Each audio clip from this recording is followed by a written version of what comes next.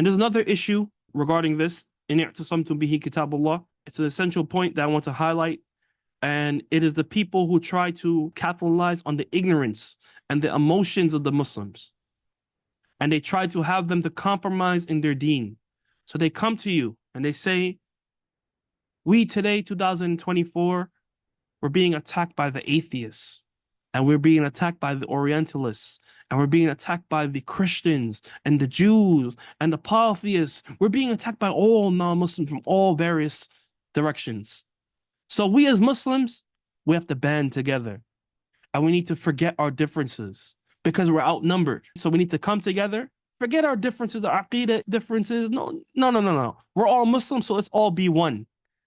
So we can defend our deen against the Christians and the Orientalists and the atheists, etc. And subhanAllah, this is a false rationalization. This is a call to misguidance.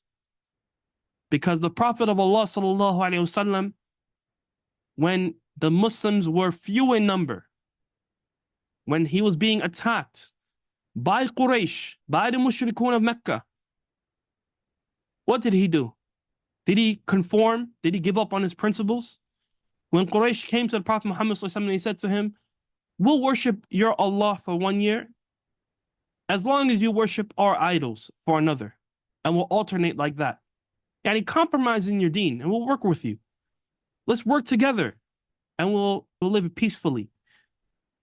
Allah subhanahu wa ta'ala revealed to the Prophet Muhammad sallallahu alaihi wasallam, قُلْ يَا أَيُّهَا الْكَافِرُونَ لَا أَعْبُدُ مَا تَعْبُدُونَ وَلَا أَنْتُمْ عَابِدُونَ مَا أَعْبُدُ. Oh, you disbelievers, I do not worship what you worship, nor do you worship what I'm worshiping. وَلَا أَنَا عَابِدٌ مَا عَبَدْتُمْ وَلَا أَنْتُمْ عَابِدُونَ مَا أَعْبُدُ. Nor am I going to worship that which you used to worship, and you're not worshiping that which I worship, meaning Allah subhanahu wa ta'ala. لَكُمْ دِينُكُمْ وَلِيَ دِينٌ. For you is your deen, your way of life, and for me is my way of life. Yani he did not water down his principles of the deen so as to come together and beat the enemies of Islam. Rather, he stuck to his principles.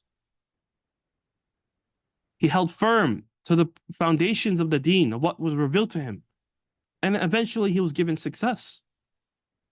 Now, the Prophet of Allah ﷺ had enemies from Quraysh of Mecca, the mushrikun as a whole, the Yahud, right? They were fighting him, different tribes. He even had to deal with the hypocrites in the Medini period from within. Yet the Prophet ﷺ never faltered on the principles of the deen. He never gave up the principles of the deen just so that he can overcome his enemies. Rather, he always, وَاعْتَصِمُوا بِحَبْلِ اللَّهِ جَمِيعًا وَلَا تَفَرَّقُوا. And he held firm to the rope of Allah, the foundations of the deen, the Quran and Sunnah, and he never deviated from that. Also, ikhwani akhawat, being attacked by various enemies is not a license to water down our principles of deen. Because success is not in numbers. Rather, success is in what? Adhering to the truth. Remember what happened in Badr? What was the number of Muslims in Badr, ikhwani akhawat? 313 Muslims. Fighting how many? Yet Allah subhanahu wa ta'ala sent them success. Why did Allah send them success? Because of their adherence to the truth. Their adherence to the truth and fighting against falsehood, no matter what. They didn't compromise in their deen. So there's no working together upon falsehood, ikhwan akhwat. There's only one right path and we stick to it and we don't compromise. Allah subhanahu wa ta'ala tells us, وَتَعَاوَنُوا عَلَى الْبِرِّ وَالتَّقْوَى. Work together upon birr wa taqwa. Piety, doing righteous deeds, and taqwa, staying away from that which Allah has prohibited. وَلَا تَعَاوَنُوا عَلَى الْإِثْمِ وَالْعُدْوَانِ. And do not work together upon sin and transgression and disobeying Allah subhanahu wa ta'ala. Working together with people and things that are displeasing to Allah. These people, they say to you, we have to come together to fight the enemies of Islam because they're attacking us from the outside. But the Messenger ﷺ told us that there's enemies from the outside and there's enemies from the inside. And you fight against each one of them. You protect the deen against each party from the outside and the inside. The Prophet of Allah ﷺ told us, وَتَفْتَرِقُ هَذِهِ الْأُمَّةِ عَلَى 73 فِرْقَةٍ كُلُّهَا فِي النَّارِ إِلَّا وَاحِدَةٍ. This ummah, meaning the ummah of Prophet Muhammad ﷺ, those who say they're Muslim, who have entered into Islam, they will divide into 73 sects. firqah. Each one of them will be in the fire, except for one. Did the Prophet of Allah say, work with these 73, work with each of the Muslims so you can fight the mushrikun, so you can fight the atheists, so you can fight Orientalists? La. He said, each one of them will be in the fire. Except for who? The Sahaba, they asked, Man hiya, Ya Rasulullah? The Prophet of Allah said, Man kana ala mithli ma ana alayhi wa ashabi. Those who are upon that which I'm upon today and my companions. Meaning the pure, unadulterated, authentic sunnah of the Prophet sallallahu alaihi wasallam. So the Quran and sunnah is a defense against the kuffar and those who are outside of Islam. While the sunnah is a defense against the people of innovation. The people, those sects that are going to the hellfire. As mentioned by the Prophet sallallahu alaihi wasallam. The Prophet said that there's 73 sects. And that each of them will be in the fire except for one. So those 72 sects that will be in the hellfire, the protection against them, who claim that they're Muslim, who say that they're Muslims, now they attribute to the Ummah of Prophet Muhammad sallallahu alaihi wasallam, the protection against them is the sunnah of the Messenger sallallahu alaihi wasallam. Everyone understand this, ikhwan and akhawat? This is the meaning of the hadith. وَقَدْ تَرَكْتُ فِيكُمْ مَا لَن تَضِلُّوا بَعْدَهُ إِنِ اعْتَصَمْتُمْ بِهِ كِتَابُ اللَّهِ.